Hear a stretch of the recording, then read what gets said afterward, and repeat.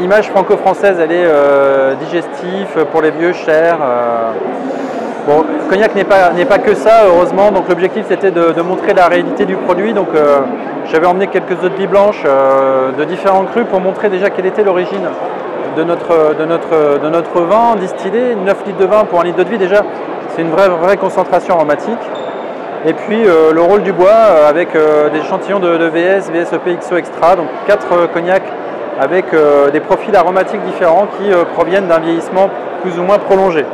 Voilà, donc c'était démystifier les choses, c'était insister aussi sur la forme du verre, parce que globalement on imagine ce gros verre ballon.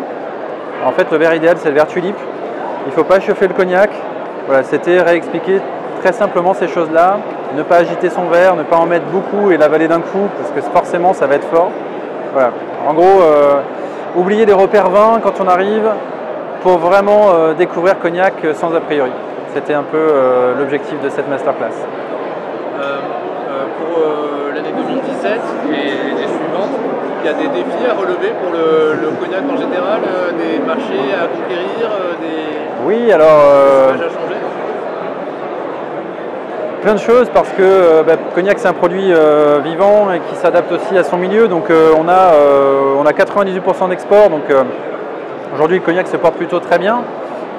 Il y a des marchés qui progressent tout le temps et il y a un marché sur lequel on aimerait que les gens soient un peu plus ouverts, c'est le marché français parce qu'on est quand même consommateur de spiritueux et on a la chance d'avoir des vrais produits de terroir en France avec une vraie histoire. Donc voilà, c'est essayer de reconquérir un peu le cœur des Français au travers d'événements comme ceux-là où on s'aperçoit que les gens sont curieux et avec une vraie belle curiosité et ne demandent qu'à découvrir. Donc, vous pensez que les Français, justement, pour le marché français, c'est la notion de terroir qui les attire, qui les capte? Oui, alors je pense qu'il y a cette notion de terroir et puis il y a aussi pour beaucoup un produit qu'ils ne connaissent pas en fait.